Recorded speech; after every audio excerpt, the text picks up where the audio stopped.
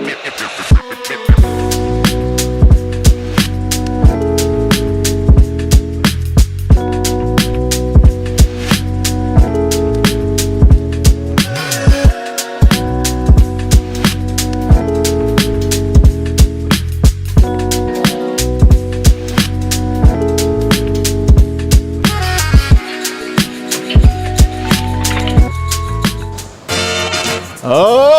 baby. Chill. Oh, baby. Live on location. From that spot. What is up, everybody? Welcome to the DNVR show. Let's go. Let's go. Live and in person here at the Breck Brew Farmhouse, one of our favorite places. I ate a delicious lunch. I'm about to have a delicious beer. You walk in and you're like, I'm at a brewery. It's that smell. You know the smell. It is the smell of There's hops. no other smell like it. It's true. I love it. Put you right in the mood for some beer. Honestly, you should come down here, check it out. They have great food. Obviously, they have great drinks. You guys know about them. On today's show, I'm so excited for this, man. You know, every now and then over the weekend, it just comes to you. Something you really want to talk about. We've been talking about lineups, mixing up the lineups, doing different things. Yeah. I was like, you know what? We should look at lineups we want to see. You know, we should look at them and try to say, okay, this is the lineups that Malone. I'm going to make it easy for you. Today, we have a couple lineups. This is inside the mind of Adam Mars. I knew we were going to get a Tom Cruise day today. I knew it. Jumping up on the chair. Can't wait to make a movie with you guys. I'm fired up, everybody. We're also going to talk about who should be most handcuffed to Jokic, who should most stagger. That's a question, honestly, it sounds like we know the answer. I don't think we know the answer. So we'll do that. And then, let me make sure I get this right. Jaylon Tyson. Yeah. Not to be confused with Jason Tatum. Hunter Tyson. Jalen Green. Yeah. Jason Terry. Lots of guys that have a name that sounds like that, but only one Jaylon Tyson. Rumor has it, it's somebody on this panel's favorite prospect, and then we'll talk about the finals at the end. But I got Brendan Vogt in the house. What's up, guys? What's up? Just on cloud nine after that beautiful display of basketball. Just really happy. We're saving Vogt's sad Celtics talk for the last segment, so we'll get into Nuggets right away. But joining the show, new Papa. Yes. Oh, yes. Big Papa Harrison is here. Finally. A week late, but she's finally here. Came home from the hospital yesterday. That sounded disappointed. It's a little late. She's already watched her first basketball game. Dude, what a bummer. Well, she's not a Kyrie Irving girl, which is good. She likes Derek White though. She likes Derek White. Is this right? You were reading just the reactions. Oh, that's good. So good thing to track there over the next couple months. Yeah, I guess it is. Welcome to the Celtics world. Man. In all sincerity, congrats. How is it so far? It's been good, man. She just sleeps a lot. She eats and sleeps, and is really cute. Yeah. So that's about it. Yeah. So far, so good. Everybody hop in the chat and congratulate your boy Harrison. Awesome moment. I'm so excited for him. Thank you, man. Let's get into the show. Let's talk about some lineups here. So I think we all agree that one of the main stories for the Nuggets this next season is, will Michael Malone fulfill his promise and try some new lineups? The Nuggets need it. First of all, if KCP's not there, of course you're going to have to do that. But just as a general rule, are you going to mix it up and have different looks? I put together a couple at the end. If you guys have a couple you want to throw out there, we can take a look. But Kale, why don't we first pull up our first one? Now, this is a stagger lineup that I think makes sense. You always go to the one-player stagger, and every now and then, Malone would be like, you know what, he needs some help. I'll give him a second player. Why can't the stagger be 3 players? This is kind of the world I'm in right now. Yeah. Yoke can play with as many bench players as you need. Sure. But when he's not on the floor, put 3 starters out there. And so this lineup, the 3-starter stagger up there on the screen, Jamal Murray, KCP, Christian Brown, Michael Porter Jr., and whoever it is that you bring in for your backup center. If you don't bring anyone in, guess what? Zeke Naji minutes, baby. Vlatko Chanchar. But if you bring somebody else in, it's that. Murray, KCP, MPJ, 2 bench guys. What do you think, Wind? Well, I love it because it hits on, the biggest thing that I think Mike Malone has to get over in terms of his lineups next season, and that's that Jamal Murray can't be the only starter on the floor with the bench. Can't be. We've done it for 2 years. Doesn't work. It doesn't work. He can't do it in the regular season against even some bad benches too. And, it's something that every team does, putting multiple starters on the floor with your bench. Yep. And you know what? I've got actually some I'm a little encouraged. I think there's actually a chance that Michael Malone has seen the light with this a little bit. Really? And is going to rethink some of his regular season philosophy and is going to use more of the roster next season and is going to tinker with his lineups, because he's dropped I ran the guys into the ground multiple times since the season ended. Yes, he has. I tip my hat to that, by the way. Exactly. He's owning up to it. Very impressive. He's acknowledging it. He's taking the blame.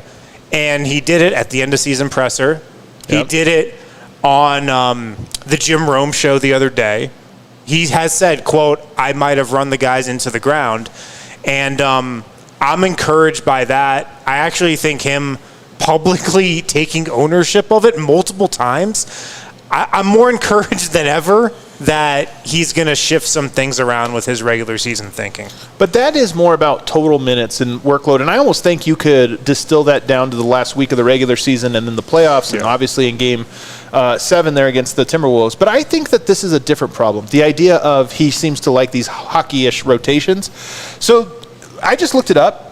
How many minutes do you think that lineup has played that I just put out there? Murray, KCP, Christian Brown, MPJ, and not Jokic. Probably 0. Above 0, I think. Okay. But I'm going to say not a ton. Like 1 minute, those 4 guys. Technically. And it was probably like technically. Just saying. And it was probably like a mistake in the rotation. He accidentally subbed in the wrong guy. Yeah, it was like, shit, no, come out. That's actually exactly what happened.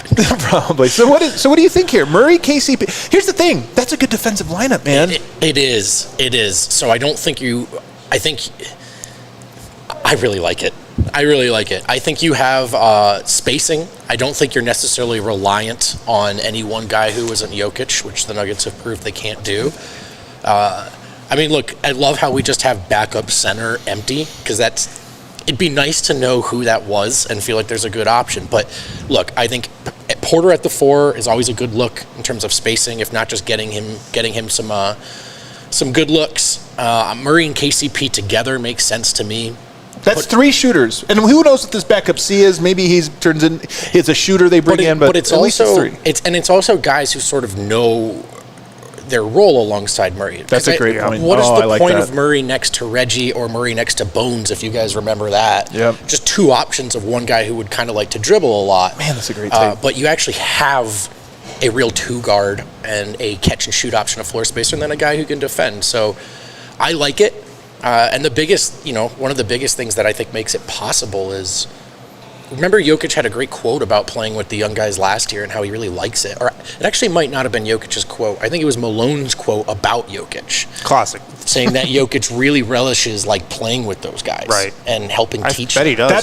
That's right. And finally, I would say that you're looking at guys here that don't necessarily need as many developmental minutes. And I think the actual developmental minutes on this team are when you play alongside Jokic.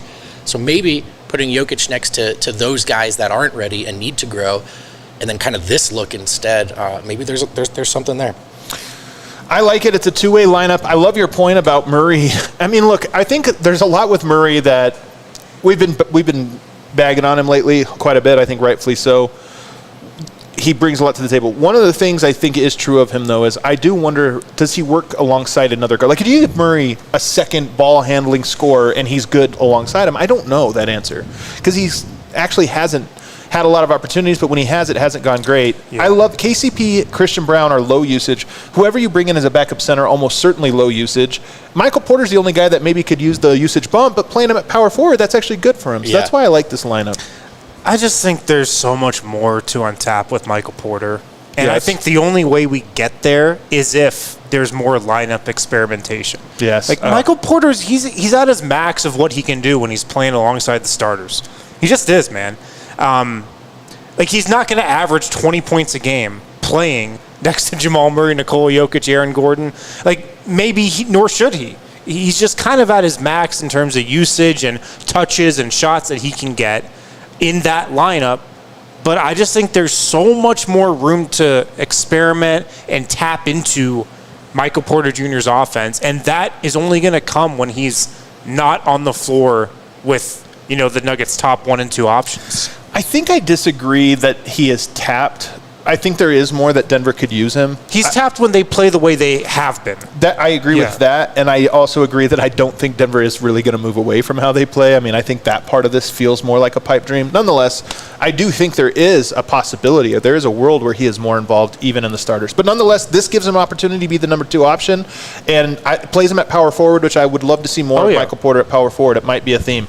The next lineup I have for you guys, this is a total Adam lineup right here. This one we're definitely not going to see a single minute of, but we might as well do this. You might see it in Grand Rapids. We might see it. Jokic and the Booth Boys. Let's go. Okay. Jokic and the Booth Boys. If you want the Booth Boys to grow into roles, the roles that we need them for, play them with Jokic. So you start with Pickett, you go to Christian Brown, you go to P. Watt, you go to MPJ at the 4, and you go to Jokic. Now, P. Watt, MPJ, who's the 3, who's the 4, it doesn't really matter. But what I like about this is, look at the length there. Brown, P. Watt, MPJ is a lot of length for your 2, 3, 4. It's very athletic. It's very young. And what I like is, it's well publicized. Pickett played, 30-something minutes with Jokic this year? If you give him Jokic, Pickett is a good table setter. And I think he'll figure out how to set the table for Jokic in short order. So that's a lineup that screams Jokic's usage is through the roof, which is usually a good thing. And if you want to develop Pickett, Brown, and P. Watt, that's one great way to do it. Plus, who's the second option in this one? Probably MPJ. I'll throw it to you on this one. What do you think?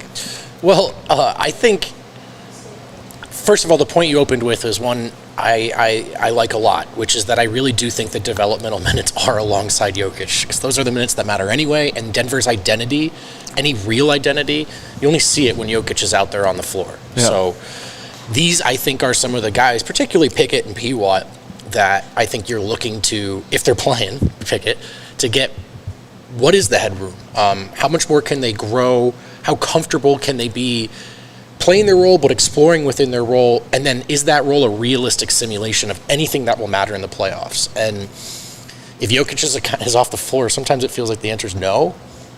So, yeah, man, I think if you're trying to develop guys, playing them alongside Jokic is a way to go. Is this lineup good? Can it survive? Yes, because it's with Nikola Jokic. Strong agree. I think, honestly, any 4 players on the Nuggets that you throw out there with Nikola Jokic, I would predict that's a positive plus-minus lineup. Doesn't matter the 4 players, honestly. I mean, that's a little over-exaggeration, but you know what I mean. And probably a good positive, yeah. You know? The only thing with that one, I would put Julian Strother in there as well. For who? Christian? Maybe for Christian. Because there's no shooting with that lineup other than really Michael Porter. Jalen Pickett, solid shooter, but unproven. Okay, yeah. Yeah. I think you're right. That's a good take. And Pickett, man, like Pickett's best skill, and I really do believe it, it's setting others up. It's creating good looks for others. And so you want to surround him with, at least one knockdown shooter. So if you put Porter and Strother out there with him, that's nice. Or even perhaps Hunter. Sure. Hunter Tyson can shoot it, So Brown, Hunter, or Strother changes the lineup a little bit, but I think the principle of more shooting is probably smart there. And then P. Watt is a guy who, if whatever he finds in that half court, you probably do want some good spacing out there. You know what I mean? Him to be able to drive, him to find that short mid-ranger. And Strother and Porter, I like Wynn's note there with Strother for sure. I just like Brown and P. Watt out there because it gives you can swarm on defense in any stagger lineup. I want to be like, you have a base lineup. Defensively, it's going to be a predator. Offensively, you rely on Jokic. But you know what? I like the Strother idea as well. We're going to take a break, but before we do, we have some beers here to try. Oh, sweet. This is why I came back today. Production has them for us. So who's this for? Juicy Oasis. Juicy Oasis. Juicy Oasis. These are, so if you come down to the Brick Brew Farmhouse, you know all the beers you can get. Isn't that yours? I'll take it. The dark one. I'll take it. Sure. Although Juicy Oasis sounds really good. You come down here, you get all these. Neapolitan. This is Neapolitan Port. They didn't. Oh, they didn't have it? They didn't have it. Oh, well, that's my favorite of their beers. So which one's this? Avalanche Amber. That's my favorite of their beers. Yeah. Use both Ridge Runner. Ridge Runner. Ridge Runner. Is this an IPA? One of their new ones. West Coast IPA. Right Yeah, right there. Ridge Runner. And what is this one? Juice Drop. The Juice Drop. Classic. All right, we'll there you share go. That. Yeah, well, I'll just pass it around. We'll play past the pitcher. So if you come down to the Breck Brew Farmhouse, you can sit at the bar and try all of their different beers that they have, including some of these unique one-offs. Oasis sounds so good. Guys, check out Westera Credit Union. Westera Credit Union, they were founded in 1934 right here in Colorado. They have 9 locations in the Denver metro area. And the cool thing about Westera Credit Union is they're all about helping members financially prosper. Education is their thing. They were actually started by a group of 8 school teachers, so helping others is in their DNA. As a member, you see that come through in every interaction. You guys good? Yeah, sorry. Sorry, Adam's doing his thing. I'm just being a dad. It's all about local community with Westera Credit Union. They just launched an awesome new product, Smart Money Checking. Meet the checking account designed to help you earn unheard of interest on smaller balances. With other great perks as well, you can earn up to 6% annual percentage yield on your first $2,000 each month. As your balance grows, so does your potential to unlock additional great rates for higher balances. So if you like earning money by doing the things you're already doing with your checking account, visit westeracu.com/smartmoney for more details. Membership eligibility required, insured by NCUA. Restrictions and conditions apply. And if you're looking to take some money and get some skin in the game, Bet365, it's where it's never ordinary. They want you to be able to tap into these NBA playoffs, NBA finals, I should say, even if your favorite team's not out there. Even if, let's say, your least favorite team is out there. At Bet365, they don't do ordinary. They believe every sport should be epic. Right now, new customers can choose between 2 offers when they open an account at Bet365. Use the code DNVR365 to sign up. Deposit $10 and choose between either a bet and get offer where you place a bet of $5 or more and get $150 in bonus bets, or a first bet safety net offer by placing a bet up to $1,000. And if your qualifying bet loses, you received a matched refund in bonus bets. There's also the NBA early payout offer. I gotta call out our friends at Bet365. I saw one of their tweets today on the timeline talking about their NBA early payout offer. And one of their examples was Denver getting up by 20 and blowing it. No way! Are you serious? They did point out that you probably could have still won your bet if you had used an NBA early payout. It's a great... That's wild. Great that actually would have promotion. been a good little silver lining to be like, well, at least I hit my bet that they won. Because they were up by so much that it was insured. So keep your eyes peeled for NBA early payout offers. Remember, you have to be 21 or older and physically located in Colorado. Please gamble responsibly. If you or someone you know has a gambling problem and wants help, call or text 1-800-GAMBLER. All right, there you go. Back here, segment 2 of the DNVR Nuggets podcast. You guys know I had to do it. I've got the booty ball lineup. Wow, 2 straight lineups with Jaylon Pickett. Listen, man, he's a big part of the team next year. Allegedly. I know. Allegedly, we might as well start building some rosters. I don't hate it. Here's the thing. I don't think that he got to play in lineups that made any sense for him this year. So I'm trying. He didn't play. Well, I mean, he didn't play. He played yes. 3 games in the rotation in November. Yeah, you can go further than That was all they needed to see, apparently. I'm just trying to help Malone out and say, here are some lineups that might work for him. Now, the booty ball lineup. Jaylon Pickett, KCP at shooting guard, Strawther at the 3, MPJ at the 4, Gordon or a C if he's a rim roller. And I would prefer this because I don't want to burn out Aaron Gordon playing him with, as the backup center too much, although it is an option. You just don't want to double dip. You don't want him to have, it means he would play fewer minutes with Jokic, which we can talk about here in the next segment. But if you give him KCP, Strawther, and MPJ, what is Pickett's one skill? His one best skill is setting up threes. He plays like Jalen Brunson, just slowly gets his way into the paint until the help comes, and then he finds the open guy. Give him 3 shooters, and we're there. I love it. This is the type of personnel you want to surround Jaylon Pickett with, especially if Nikola Jokic is not going to be on the floor with him, which is probably likely. If you just think about how the Nuggets have traditionally done things, if they don't deviate a ton off that, Pickett's going to be playing with a couple bench guys. You want him with shooters. That's KCP, Strawther, Michael Porter. I got a lot of confidence in Julian Strawther stepping in next season. I think he's going to be good. Really? And I feel like, especially if KCP leaves, and I don't know what's going to happen there, but they're going to need Strawther, it feels like. They're going to need his shooting and just his offensive juice. And putting him next to guys that can produce open shots for him is something that's going to need to happen. Yeah, and I would say, I know you mentioned this up front, ideally it's a backup center option that's not Aaron Gordon, just for wear and tear reasons. Best lineup out there, you'd want him out there, but Gordon, to me, of all the guys, just because his role, just doing the dirty work in the playoffs, who he has to guard up and play against, how exhausting it can be, I think that's a guy you want to get a break. But as far as putting Pickett in a position to succeed, yeah, man, shooters, I want to say guys that Denver runs stuff for. Not necessarily. Strawther a little bit. Malone seems to like Julian Strawther. I get that sense. I know he fell out of the rotation after he got hurt. He got hurt, yeah. But Malone mentioned him a lot, unprompted. A lot of name drops. In post-game pressers. And it's just a guy that at the very least, he considered a potential weapon. I don't know if I would say trusted him, but he wanted to get there with him. And I do think Strawther is a bit of an X factor as far as what can be unlocked with the second unit going forward. I'll just say it, early pick for training camp MVP. Oh, it's great. Come on. Very early pick. That's good. I know it's early. No, it's good.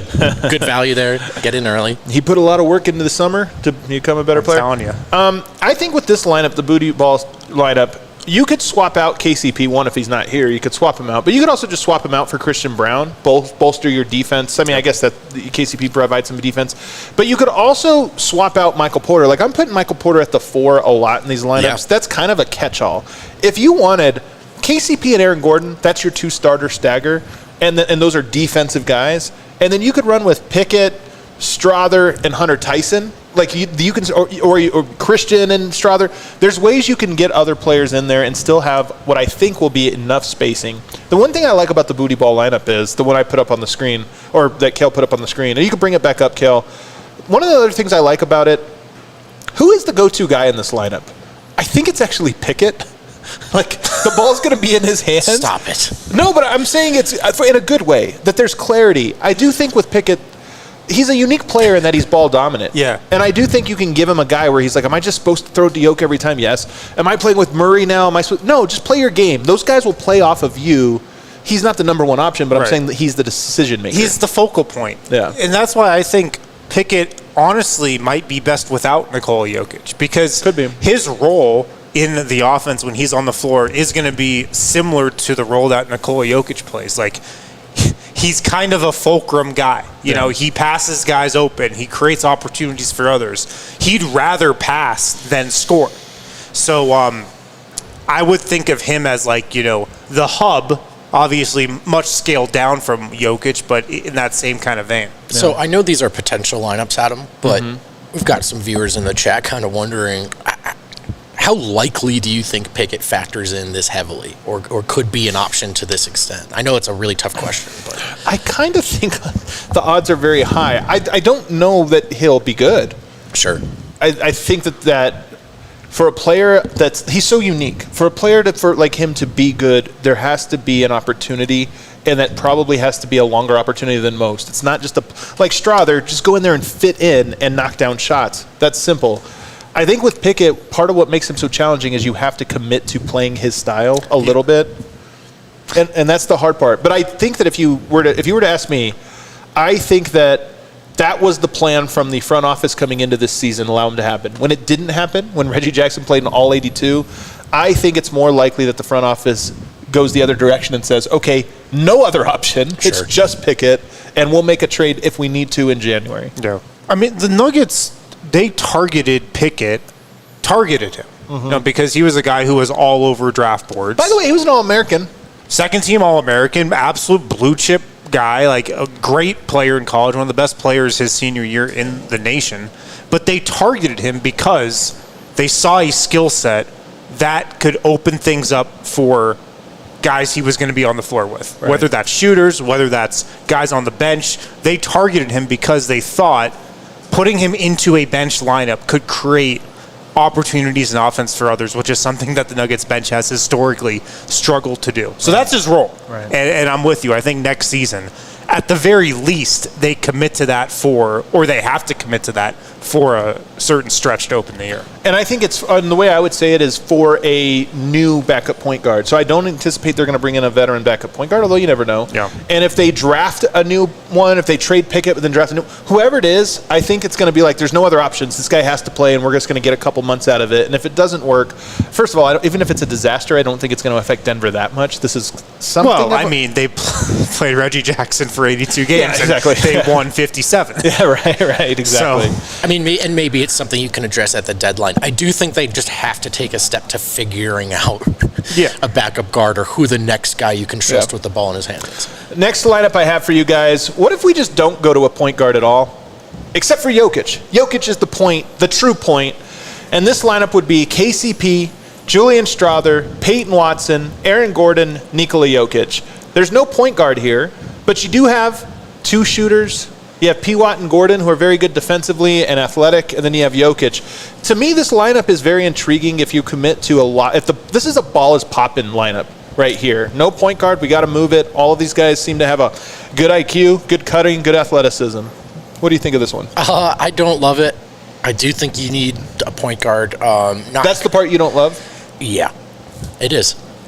Because, I mean, maybe KCP is a little better at this than we think. Can run a pick and roll, can make entry passes, but Gordon might be the point guard here. I know. And I mean, look, Jokic will figure this out in a regular season environment. I just do think it gets weird with that, and that's why Jamal becomes so important. However you feel about him, like a center, it's probably easier to load up against a center when there's not a great point guard on the floor, as far as star players at their positions go. So, look, in a regular season environment, if you're experimenting, can Jokic make this work? I'm sure.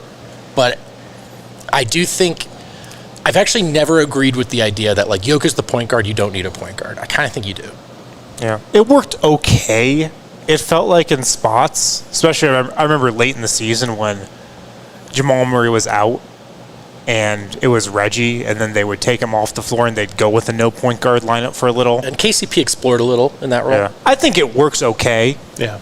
Probably not a go-to lineup that you're trying to put out there every game. It's not part of your normal rotation. Right. Yeah. It is interesting, and you look at it, maybe there's not enough spacing, I don't know. It puts a lot more on a guy like P. Watt to me.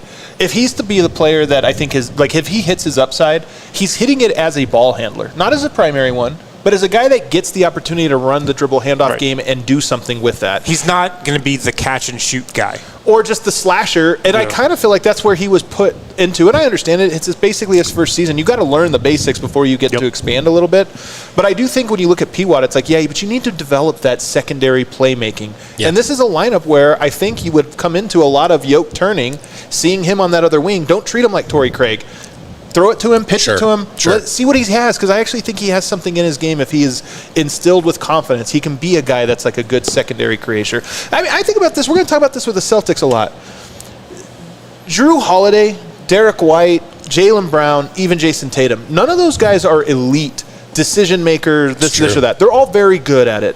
But they all play as if they are great. They all just have the green light of do something, man. Do something with it. You know what to do. Attack. And I just think if you can get a guy like Peyton Watson, is he great at it? No. But just he has the green light. Just go. So one thing I love from pulling from the Celtics, they don't have a point guard, really, traditionally.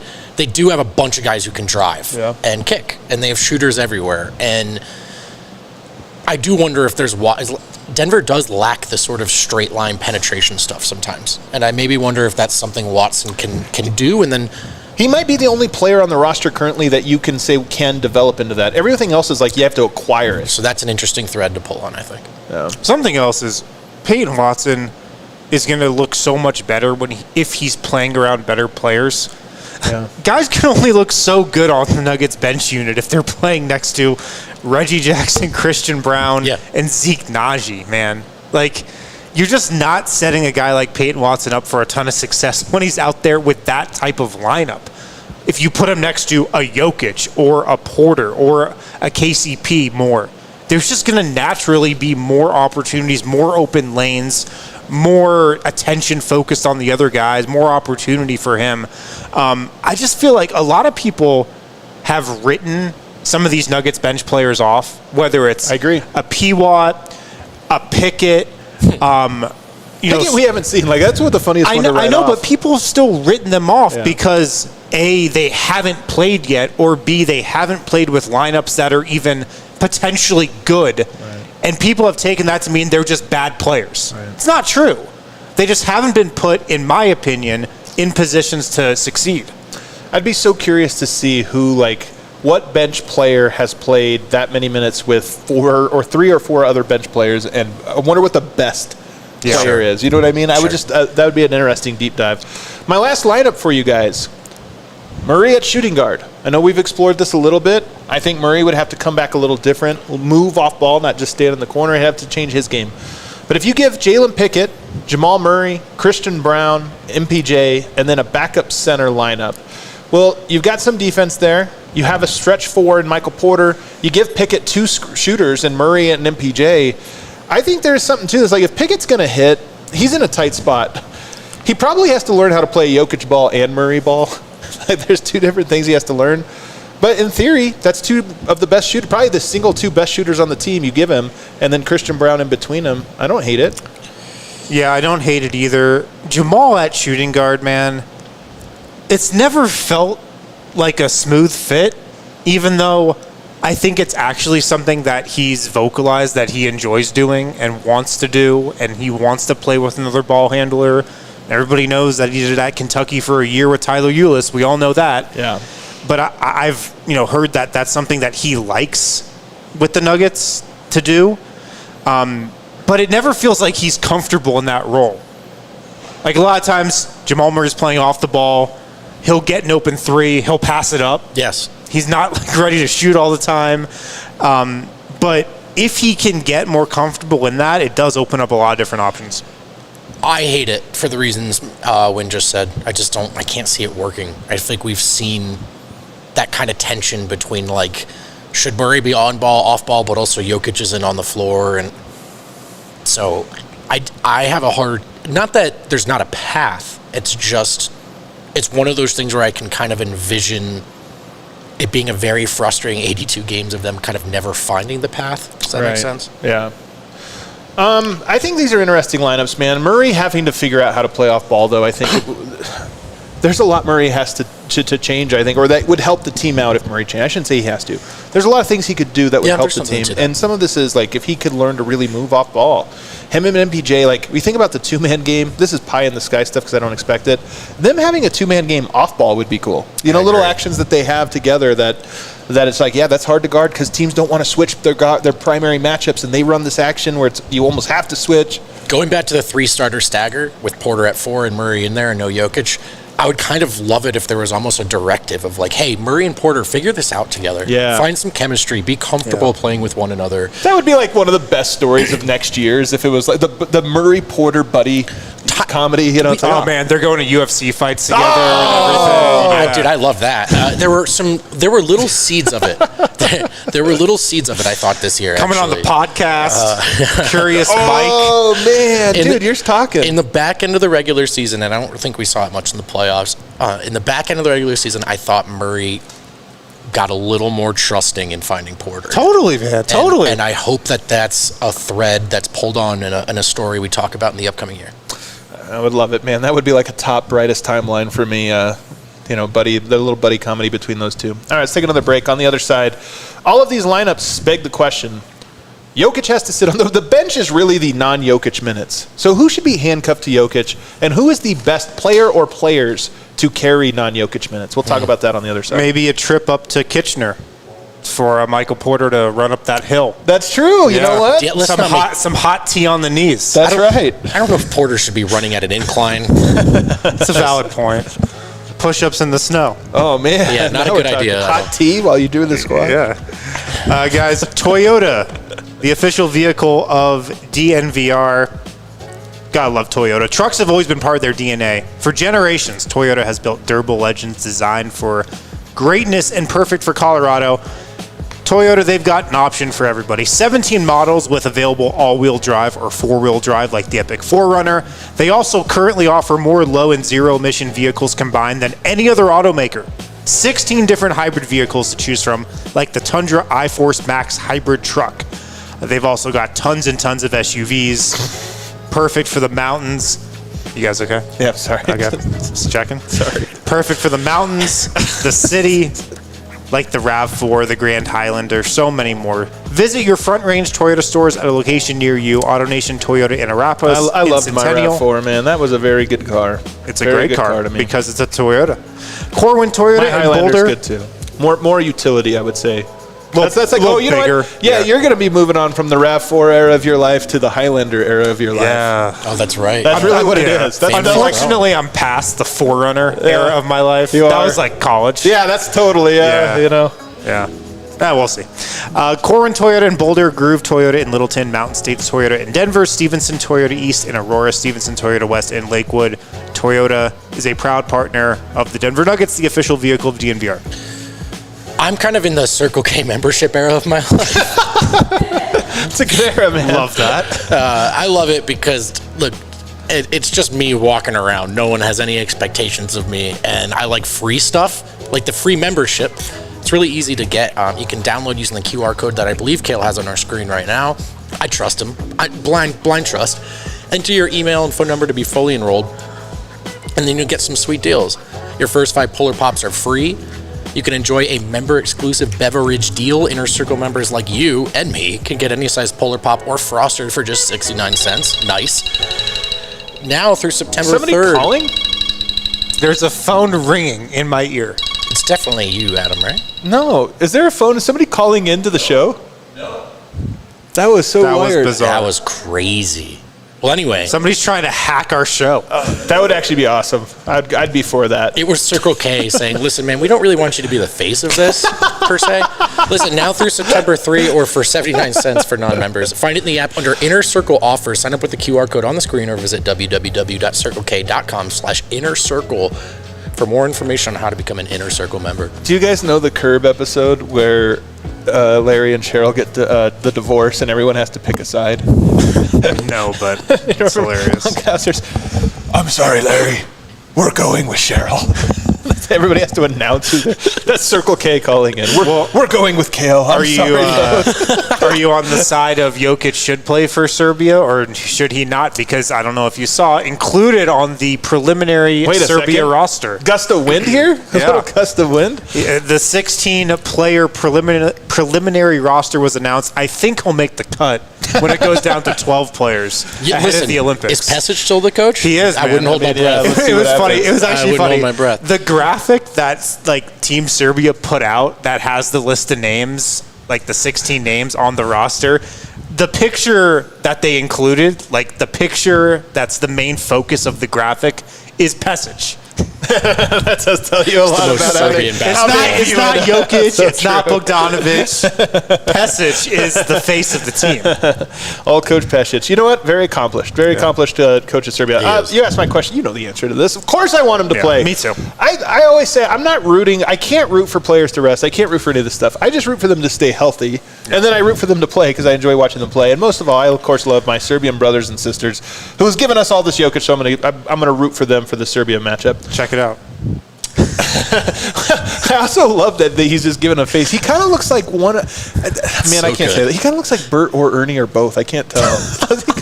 he kind of has that look to it. You see what I'm saying? It is really funny how there are actually like 4 different stars on that team. And I they're know. Like, no, we're going with the old way.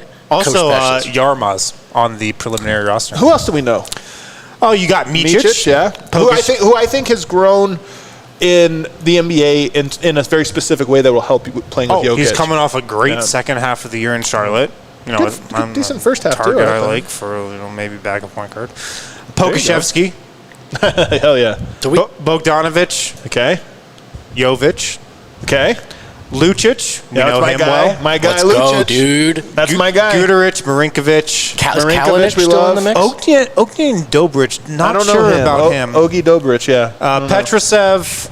We know him a little bit. Milutinov. Everybody loves Milutinov a little more than I do, but I like him. He's good. Ristic, Avramovic, Yarmaz, Davidovic, legend. Guy. He's still in the league. Still hanging around. He's You like know, 26. a lot of people say he's the glue that holds Serbia together. Is he like 27, but he looks like he's 45? Our guy. And Euros Plavsic. So there's only 2 guys we don't know. I'm not We've been sure doing about this for him. so long that we know the Serbian roster. I know. We actually should come up with lineups for Serbia to play in the non-Jokic minutes. Oh, man. You know who would love that is lefty Serbian Twitter. They like when we get really Actually, involved in there. should Micic play off the ball some? All right, You we can can't do put this. Yarmaz next to Micic. All right, we got to get back into this. So here's the question. Last year, and really for the entirety of this era, the story of the bench has been Murray's got him. Murray and 4 bench guys. And I understand your first best player, your second best player, that's usually who you would split up, but it didn't necessarily have to be that. And I was doing some digging over the weekend to see who played a majority of their minutes with Jokic. Would you have to venture a guess without looking at the cheat sheet here? Who played most of the percentage of minutes? Not most minutes, but percentage of minutes with Jokic. I would guess Aaron Gordon. That would be a good guess. He was number 2. 87% of his minutes were with Jokic. Interesting. One guy who I always thought had some utility on bench lineups, but we didn't see a ton of it, is KCP. KCP was number 1. 91% of his minutes were with Jokic, which is I'm surprising he's ahead of Gordon. It also feels like he's the most, like, KCP is good, like a good role player. You could play with any lineup. It's like, the bench sucks, throw KCP out there. Give him an extra shooter. Trust him kind of on a high floor level. So interestingly, 91% of his minutes were tied to Jokic. He was the most handcuffed. Michael Porter was third, 83%. Of course, Jamal Murray last at 76%. So, and if you actually go through and look at whose effectiveness on most stats, you know, there's no one stat to really grade this, but if you look at who shot better with Jokic versus without, in some order, it was Murray, Reggie, Pickett, Collin. Like, all the point guards, shocker, are way better when they play with Jokic. So who do you think, first of all, is the best stagger? I'll let you start on this one. If it's probably going to be multiple players, but who do you think would be the most, hey, we can take him off the Jokic minutes? I do understand it being Murray, but I just don't think it could be Murray by himself. So you still think it's Murray? It's Murray and? Yeah, I don't think it's a crime to be like, hey, second best player, help us out in these minutes. The logic is there. I'm just with Wind on, I think we've hit our heads against the wall with just Murray enough times. Right. So maybe before I would say Murray can't do this, is this the ideal figuration for a Murray-led second unit? Interesting. What do you think? The least handcuffed to Jokic. Who should it be? Let's assume KCP's back still. You know, we've talked about, like, backup center a lot. What if it's just Aaron Gordon? More minutes with Michael Porter at the 4? Yeah. What if Aaron Gordon plays less with Jokic, more with the bench? Now, the Gordon-Jokic combination is incredible. You'll still get minutes. You will still get some minutes with that. Murray was 76% of his minutes, and then he was the most stagger. You're still going to get most of your minutes. And yes, Gordon at the 5, more wear and tear on your body. You know, you got to bang a little more. You got to box out. Just, it's a more physical position for him to play than the 4. But if you decreased his minutes with Jokic a bunch and then put him as your backup 5, that's interesting. It is. It's interesting. I thought, like you thought, where I looked at this and I said, does Gordon have to be? I love the Gordon dynamic next to Jokic. I do think it's their best punch. And I think it's like, if you're going to win another title, it's probably going to be because that dynamic was so good. But it is something where you just talk about, if you're trying to cultivate multiple looks, the easiest way to change the lineup with only making one move is Aaron Gordon in versus Aaron Gordon out with a stretch 4 replacing him, somebody who actually shoots. Even Hunter Tyson, if you were to play him there, he has the height to be a 4, or you play him alongside a 4. Like, there's things you can do there, and it's a completely different look. And I think it's more of a staggered look than it is a closing or starting look. Yeah. But it's a completely different look. Even Peyton Watson, to be honest with you, I know he's more effective as a small forward, but staggered lineups, like, teams just don't play big. They just play all combo players. So it's not putting him at power forward to play him in stagger minutes there. So I think that I might be with you. I think it's KCP and Aaron Gordon to me. The more I thought about this, the more I thought, your probably best bet is to stagger lots of guys, so nobody's handcuffed to Jokic. But I do think, as insofar as Gordon would be the most that you move out and you have a completely different look and you really cultivate that. If Denver had really cultivated more of a stretch identity, maybe they're better against Minnesota. Like, Minnesota has this team designed to beat Denver.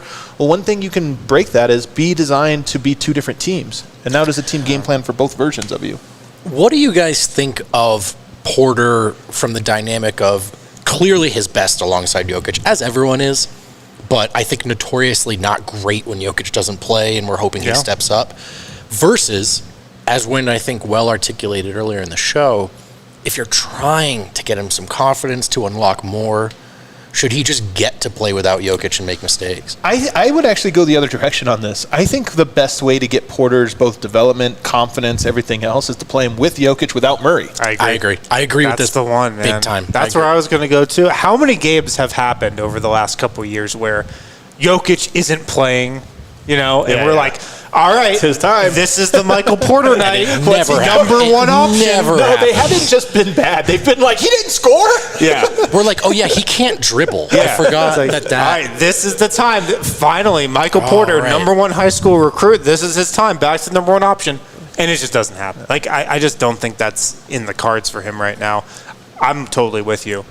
I think he should be handcuffed to Jokic. Okay. Like, the best way to get him going is by playing with Nikola Jokic. I was going to say, I think Porter might be my handcuff to Yoke. I That agree. might be my number one guy that I said when we're all said and done, he should be the one that gets the most minutes there. And I know that's a little crazy, and it's also a little tough on him because I think it's like you're one player with the starting lineup and you're a different player without it.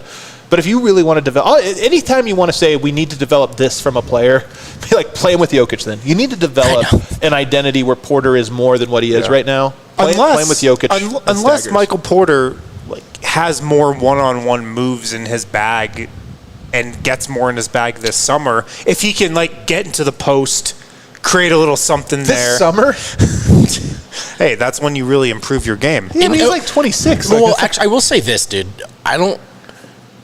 Porter admitted on that podcast I shared earlier in the year about his unique recovery process that after they won the title, he almost retired that summer. He couldn't get out of bed. That was last summer? It was last summer. After they won the title, Porter had one of his scariest spells of not being able to get out of bed. These are his words from that podcast. But and then he played 81 out of 82 games. Now, some of this could be luck. This could all fall apart. I do think there's something to he could have a different. I think he told us all year this is the first time he wasn't actively rehabbing while he was playing. Right. So I am hopeful he can improve a little bit, but I don't think we're necessarily going to see there's 6 new tools in his bag or anything like that. Right. But can he get the ball in the post and just get off a decent look? Sure. I think him playing with Jokic is best case scenario for him, but him on the bench just as a shooter, as a guy that can create a little bit, that's not it's not a debilitating option either, Of the starters, Porter was second least reliant, actually almost same as KCP in terms of effective field goal percentage. I know that's not the best indicator. Aaron Gordon was number 1, which is kind of funny. As far as most reliant? Yeah, just saying that I shouldn't say most reliant. The stat really is his effective field goal percentage with Jokic minus the one without. For Gordon, that number was the biggest. Okay. So, which is kind of interesting. I still just think there's something to it. And I'll tell you the other guy that then you go to what bench player should be handcuffed to Jokic, meaning play the most. And I think I have a clear answer for this, but I don't want to spoil it. I want to hear what you guys think.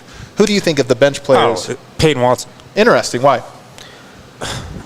Peyton Watson, he needs to be playing with a guy that can create open looks and seams and holes in the defense that Peyton Watson can exploit,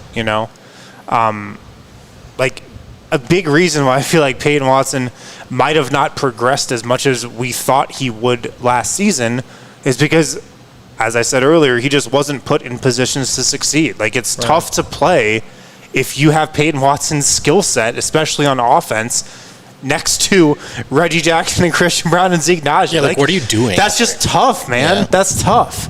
Put him next to Nikola Jokic. He can cut. He can move off ball. He can have some run-outs in transition. Jokic can hit him with the Hail Mary.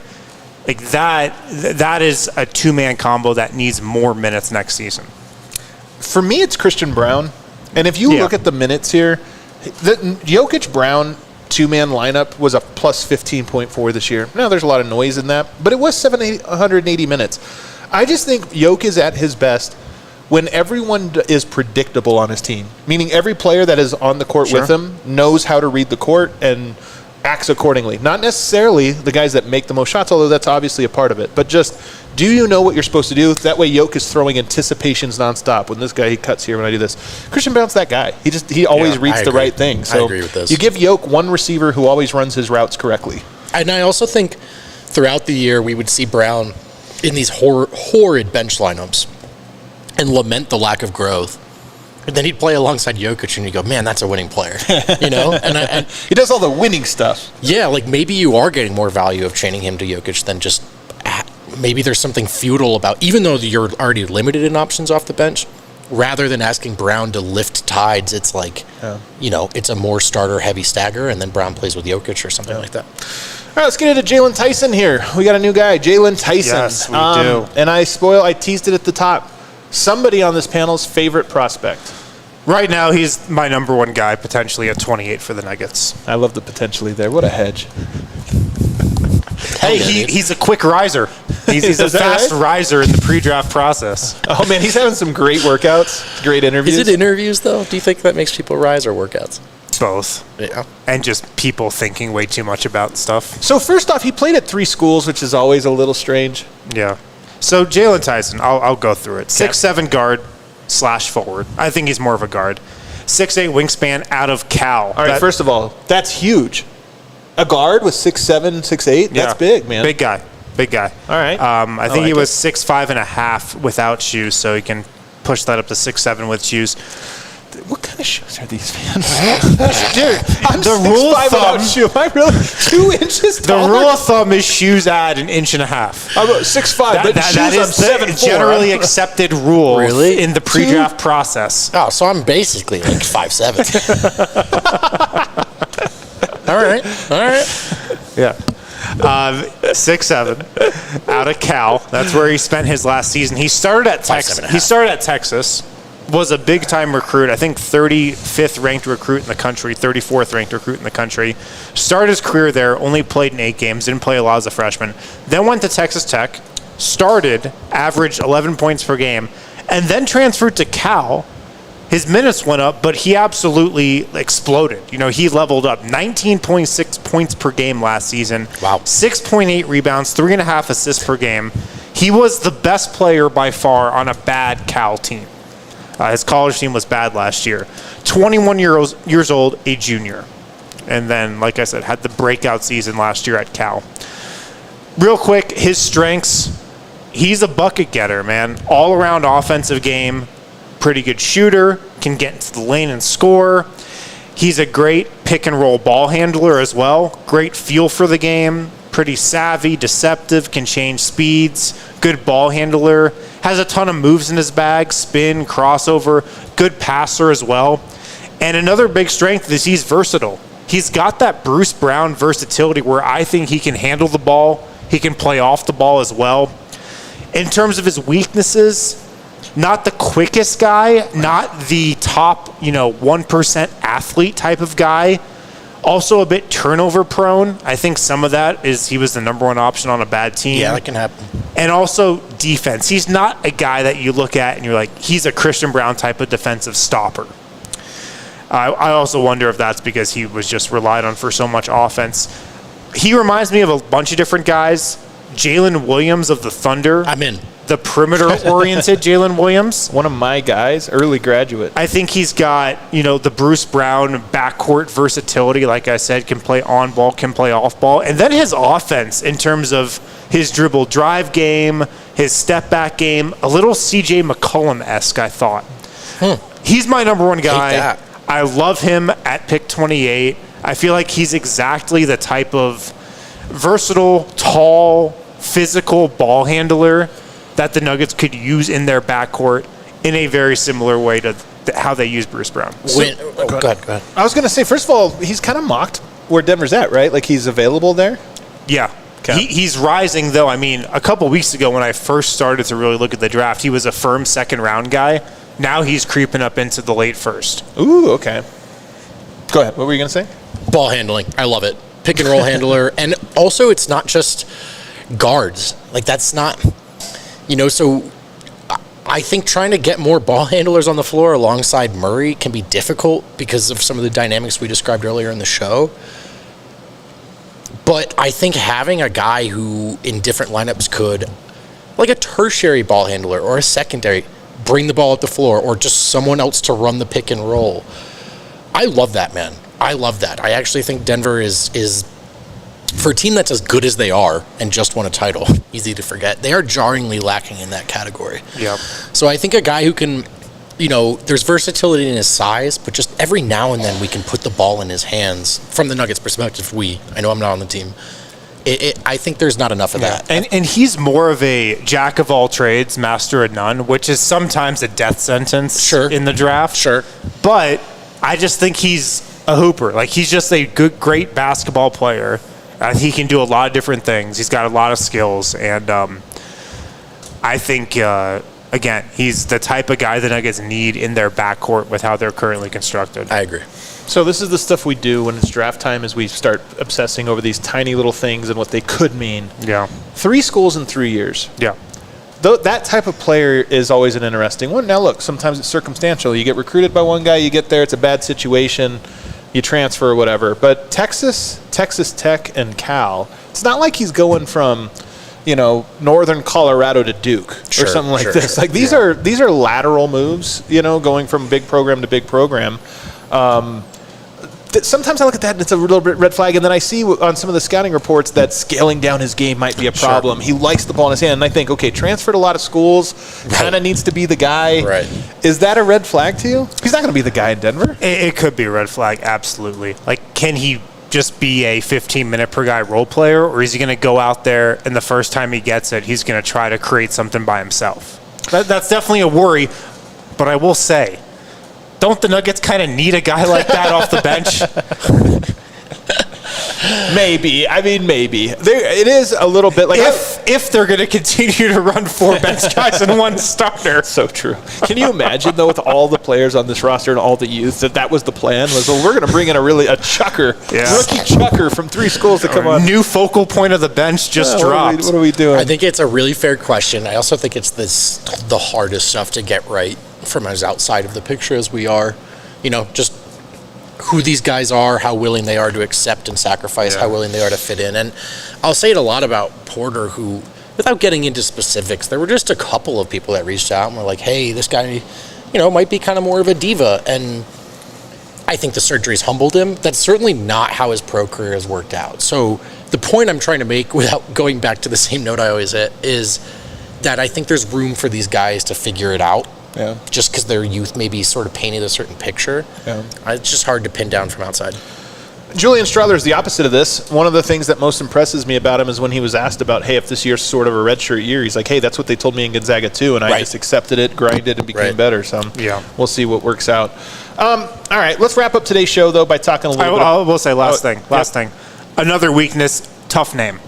Yeah, it's so true. Tough. I don't like it. Tough name. This happens, though, doesn't it, where there's a lot of guys in the league that kind of all have names that are similar. Jaylon Tyson. I'll never get it right. Jaylon Tyson. Be a tough one for you. I'll never get it right. Hunter Tyson, Jalen Pickett, Jaylen Brown. Oh, you're right. Jaylon Tyson, Jalen Pickett, and Hunter Tyson.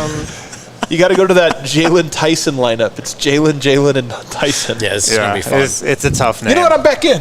Let's go. They got to get Tyson and Toppich. Nikola Toppich. Also, if the Nuggets do draft this guy, very curious about D-Line's take on his hair. Ponytail. Oh, He's really? going to hate it.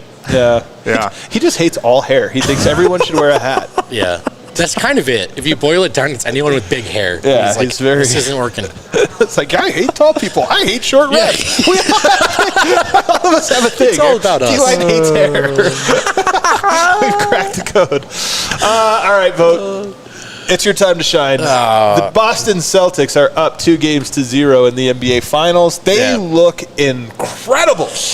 If you guys are looking for me to find a really unique and clever angle, I've got nothing. Here's how down bad he is. Look how he's dressed today. In Celtic green? He's like, you know what? I give up. I'm wearing a Celtics jersey. Check my Twitter feed. I gave up today. Dude, you can't give up 2 games in. I mean... Are you watching? I mean, the Mavs are going to blow a 20-point lead in Game 7. That's what we're locked in for. Listen, don't get me wrong. If they start blowing it, integrity is not important to me. I'll hop right back on the train. Unfortunately, fellas, I have to hand it to the Boston Celtics. Yeah. They're likable. I know. That's the part I hate the most. They are playing beautiful basketball right now. They're kind of playing a good game. A lot of the things that used to be their weaknesses now look like their strengths. Granted, they've made recent trades that I tried really hard to bag on. They were all great, all of them. And I at least Jason Tatum is 4th on the NBA.com finals ladder. That doesn't even feel good anymore because everyone's on the same page about him, and now I feel like I'm bullying. The thing is, Jrue Holiday is likable, Al Horford's likable, Derek White's likable, and I hate this. I hate this so much. But right now, the way they're playing, the way they're talking, the way they're walking, this is a team that deserves it, and can't wait for it to be over. I'll tell you who I love that I thought I would hate. Joe Mazzulla. Wait, I can't get there. wait, what? I kind of love Joe Mazzulla. That's too far for me. He's got a lot of Michael Malone from last year's playoff run in him. Oh, you know what? He's the voice of the Celtics, dude. God, This is sucks right. so much. He's got these fire quotes, man. Aren't we fire all a villain quote? to somebody? Like, that's something That's a Michael fire Malone would quote? say. Oh, no. I kind of love him. I kind of do. He definitely has his Mike McDaniels, right, with the with the he has a little bit of that where I feel like he's trying to be as weird as possible when he's doing these interviews. Totally. He gives Totally. faces and does weird stuff. It's like he's leaning into the bit. But everybody's been bagging on him for like the last couple of years. I think he's actually a pretty good coach, and I love how He's clearly a good coach. He's kind of been the just the vocal leader of a team that doesn't have like the super rah guy in a similar way to the Nuggets. He terrifies me, like maybe more than any. People used to say that. Joe Maz, I'm sorry, who's as the Bostonians call him. Maz is such a perfect nickname. Joe Maz. That's right. That's everybody in Boston is a Maz. It goes from. They go from Udoka, who everyone thought was a psychopath, and honestly, I think Mazzulla is like even more of a psychopath. He's on the spectrum for sure. No, Dude, I'm telling you, Psychopath This is spectrum. my number one take. Udoka's a psychopath. Like, he acts exactly like Anton Chigurh in No Country for Old agreed. Men. And then he breathes heavy sometimes when he shouldn't be, and you're like, what is going on? That's true, but at least you can be like, okay, he's decided to kill me now. Like Joe Maz, I can't. That is a terrifying. He's the psychopath like Reservoir Dogs, where he's dancing to the song. That's dude. true. That Mazzulla has a little more of that. He kind of gives me like psychopath to him. chills down my spine. But listen, the reality is, We should do a psychopathic coach ranking. Ooh, we should. Yeah, top 10. Top 10 psychopaths. the worst part is just they're playing good basketball, man. They're playing like the thing about everyone bagging on the Nuggets run, and I'm like, listen, man, no one's playing better basketball than this, you know. And unfortunately, that's what's happening right now. Yeah, I will say this is my take too. Is that, and you're going to hate this part of it, but Tatum has had such an interesting finals and an interesting season. Kristaps Porzingis has had an interesting season. Kristaps Porzingis is playing tough. I like the story in sports when a team players have to go to their dark place to overcome. Like, you have to be at your lowest point to overcome and rise to your highest point. And Kristaps has been the biggest wuss, a 7'3" wuss that's ever come into the NBA. Yeah, he looks unbeatable right now. He looks tough. Yeah, he can't switch a small guy onto him. Did you see his last quote? What did he say? He said, "I'll die out there." I mean, he might. That's a Joe Maz quote. That's such a Joe Maz thing to say. What is going on? So Mazzy of him. And then even Tatum, like, there's this thing where... Don't go too far. I know. Well, I'm telling you, man, the reason that you keep saying, or not you, but guys keep saying, oh, Jaylen Brown's their best players, you hope that gets under their skin a little. You hope it's something. Tatum seems to be, like, content with doing what it takes to win, and it might cost him a finals MVP. But there's something that's, like, cool about that. You know, there's something cool to me about a guy that's like, oh, they're guarding this way, I got to pass now. He's still got a lot of shots up, man. He shot 27% on like 19 at lowest. I thought he played a great job within the role he was given. He missed all of his shots. Well, yeah, but and most of them were bad. But he had 12 assists. He had 12 That is assists. good. That's He almost had a triple-double. almost had a triple-double. Like, to me, that Celtics team is doing the stuff the right way. Like, if you didn't know who was playing, you just saw these avatars, you'd be like, oh, that team is playing the right way, and the other team is playing a way that's kind of annoying and we would hate. Totally. The best part about the Celtics is it doesn't matter if Jason Tatum is the best player. I'll leave you with this. If you need a narrative agenda, I'll leave you with this one, because I actually think it's true. Last year, the Celtics let the Nuggets off the hook. They were on a crash course with the Celtics. This is a great take. And the Celtics sucked and got killed by the freaking Heat. They let the Nuggets off And the they hook. let the Nuggets off the hook. Now, I think the Nuggets would have beat them last year. I mean, look, Nuggets were on a mission last year. They were the team of destiny last year. This year, the Nuggets let the Celtics off the hook. They should have had one major test at the end, and it was the reigning champs, and it didn't happen. And there's a little story out there that could say, you know what? It'd be kind of cool if we got those two teams next year. They just missed each other, and then we finally get... It's a trilogy that wasn't. You know what I mean? But it becomes a trilogy when those two teams meet in the finals next year. It'd be a cool story. Yeah, dude, it's a great take. And it honestly might very well happen, and I will be there. I will also say that no one has shot a worse percentage in the finals since 1980 than Jason Tatum in 8 career games. Hold on to that one, brother. Hold on to it. Here's another take. The Mavs are good. Yeah. They're kind of just another team, though. Yeah, I don't know how good they are. Total. No, well, I mean, that's what he's saying, is they're good. Yeah, they're clearly good. They're good. They're they a good team. deserve to be there. They good team. With their role players stepped up. The second best player in the league, with an okay supporting cast, with an okay head coach, I think. But they're a good team. They're nothing special. They're not a team that advances to the finals and suddenly you're like, we have to trade Michael Porter Jr. It makes me so mad at Denver, though, man. And it makes me actually retroactively mad at all of our, even if they were astute, like, fatigue or this guy was hurt. Like, dude, look at the, whatever. I know. Hey, but also there's a little bit of a paper, rock, scissors thing in the NBA It's where true. the Mavs It's looked true. good against the teams they matched up with till they hit Boston, and now they look like crap. Boston did not look good against Indiana. Like, Boston also looked bad early on, and now they look like juggernauts. Denver, it's possible. We all knew, we saw it coming, that Minnesota team was going to be a tough matchup for them, and it's possible that Denver would have looked. They beat the Lakers. We thought they played like shit. They won in 5 games, you guys. It was easy. Like, there's a chance that Denver just ran into the one team that was making them look bad, and just keep that in context in mind as you head into this offseason. Got some Super Chats, Kale. What do we got? All right. I don't know how we're going to lead these. Are you I'm going to read them to you. Hell yeah. From Ulysses Ventura, Looney Tunes possibly a free agent, yay or nay? He's talking about Kevon Looney. Looney. Yeah, oh, thank you. Kevon Looney, guys. Who are did you guys know Looney has the mixtape like Thon Maker from when he was in high school? Kevon Looney is the next Kevin Durant. He's he was a double machine at UCLA. Yeah. I love Looney. I do. I He like might have him. worn him out. Here's a name I'd keep in mind for a backup center. Just forget the Super Chat.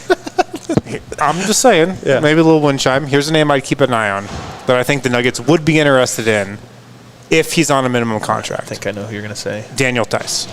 He's good. I would just keep that in the back of your mind. He's good. I could see that. He's a Harrison Is he Winston good? special. He's good. He's Is good. he? I don't know. Daniel Tice, he was good. It's like a low bar for Denver, man. It's a low bar. He knows how to play the game. He's the third string center on the Clippers. He knows how to play the game. I would keep him in mind. What do we got? Looney, I like Looney. I just think Looney has had... I like Looney, too. Looney's had a weird career where he was really good 2 years ago. Yeah. And to where he was 2 years ago to now is really scary. I don't also know what it wonder is. if he goes away from the Warriors and he's just not the same type of guy. Quite No, possible. you know what? But it is possible. But I will say this. He's very smart. He has no ego. Great rebounder, good defender. The ego part's huge. He has no ego. He does whatever you need him to do. I actually think he would be good. I just don't. He would be good on the Nuggets, yeah. Yeah, I just don't. Yeah. The ego part's huge because the point you just made is that he actually was one of those guys coming out of high school where it's like, what if he explores his game? And then he's like, no, I'm on Steph's team, dude. This is easy. What do we got? Josh Barnett from Down Under. Josh Barnett from Down Under. Brett Brew, please export to Australia. We like beer. That was pretty good, Kevin. I just want That to was really I good, apologize to everybody here. that was great. That was really offensive. That was much Kale. better That than was what I really usually offensive. do. Yeah. Yeah. Culturally, that was insensitive. I'm notoriously bad at accents, too, so I won't even try. Down under. Down Under. Is that it? I feel like I did better than you guys. Oh, you feel like Easily. I would say by about 1,000-fold you did better. Is that everything? That's it. All right, everybody. Thanks for hanging out with us on those lineups. Win, it's good to have you back, man. Good to be back, man. What a fatherly show from him. Dude. Yeah? I'm just saying, I think the whole world felt a little gust of wind recently. That's so true, man. That's so true. That windstorm we had. Yeah. That's what it was. Everybody, thanks so much for hanging out with us here at the Breck Farmhouse. You want to come down here and check it out, get these beers. How do we rate our beer? How was the Oasis? Oh, it was awesome, man. Ridge It was Runners great. are winner. The Ridge Runners are winner, dude. There you go. So come on down here. Let them know that DNVR sent you, and then we're going to be back again tomorrow. Hit that like button on the way out. We'll see you.